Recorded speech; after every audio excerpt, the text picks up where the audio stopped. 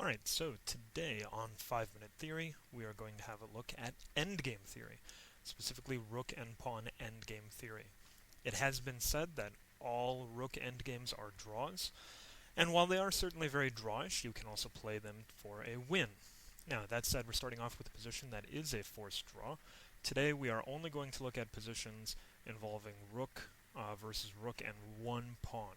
And we're going to look at two of the most common situations where black, in this case we're going to have black be the defender, the player who's down a pawn, can draw.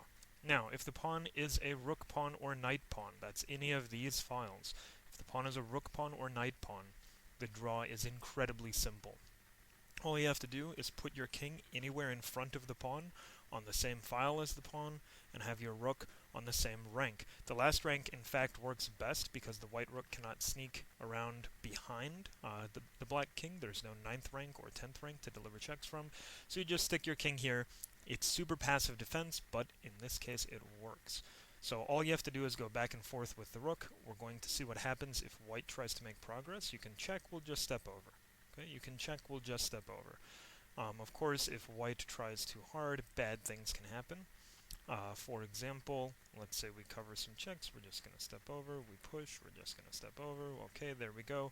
This looks horrific, we're going to drop the rook over to deliver some sort of checkmate here, but of course you just check. Okay, king cannot stay near the pawn, you grab the pawn.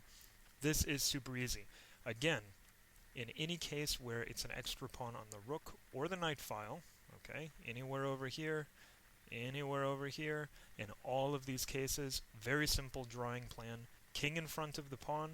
Notice the rook cannot get over here to deliver checks and skewers. That's why this passive defense works. So king in front of pawn, rook on the same rank, covering checks. Look at all those marvelous arrows. I love it. And there's simply nothing white can do. White cannot make progress. Okay, now it gets a little trickier when we take that pawn and we move it to the middle of the board. Okay, it gets a little bit trickier. Let's stick it on the D file. Let's give it some support from the king. Let's put our rook again in pretty good position. Alright, in this case a couple of things have to be true. In order to draw this position, the first and most critical thing is the rook must control the 3rd rank. Now that's the 6th rank if you're black. If you are the defending player and you are white, that would be your 3rd rank. It's the pawn, the rank the pawn is trying to get through in order to make a queen. So the way we count is we say this is black's 1st rank, black's 2nd rank, black 3rd rank. Black needs to control their own 3rd rank. White would need to control rank 3, black needs to control rank 6. Why? Well, once again here, what I've done is I've tried to put white in the most commanding position possible. Black, all they have to do to draw is get the rook back and forth on that 3rd rank. And again, okay, critical thing here, the king must be in front of the pawn. Now it doesn't necessarily have to be on the D file. That's certainly the easiest. You can probably wiggle back and forth on the E and D until the appropriate moment. But the easiest thing to do is just king in front of pawn, rook controlling 3rd rank, and you can draw. Now the question is why? Well, sooner or later white is going to have to advance this pawn in order to make a queen. The problem is white cannot advance their king up to that 3rd rank. They would like to create a checkmate threat.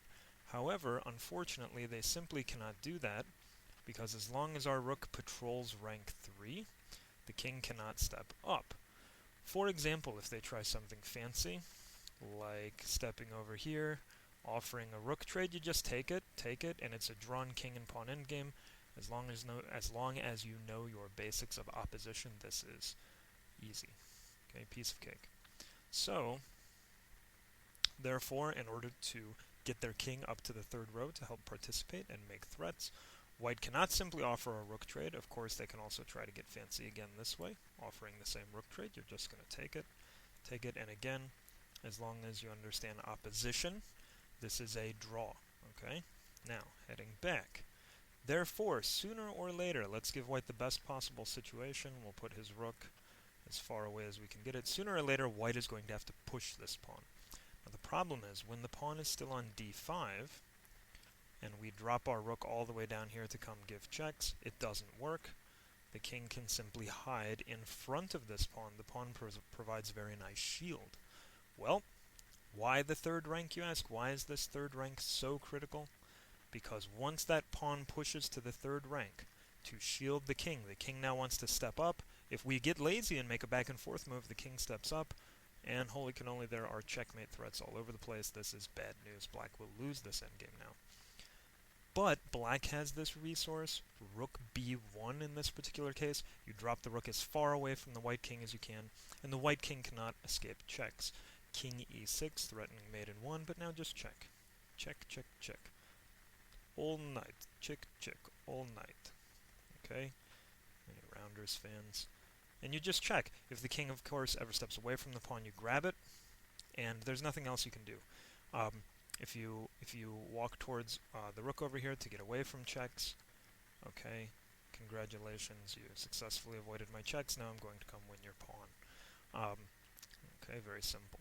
So, what if the rook? We go rook b1.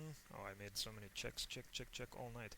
Rook b1. We drop the rook down, not to there. Let's try this way, so we can try, building the bridge, if you will. Check. Okay, well there you go, out of check. Not so fast. Again, it's the same thing as long as you understand the basics of opposition. This is a draw stalemate. How nice. Okay.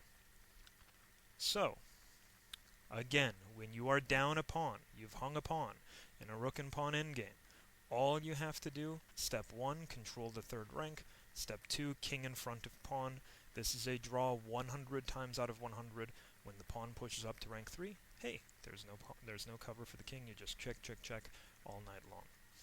Alright, this has been 5-Minute Theory, Rook and Pawn Endgames. Hope you guys enjoyed. Please remember to rate the video, leave a comment if you will, and subscribe.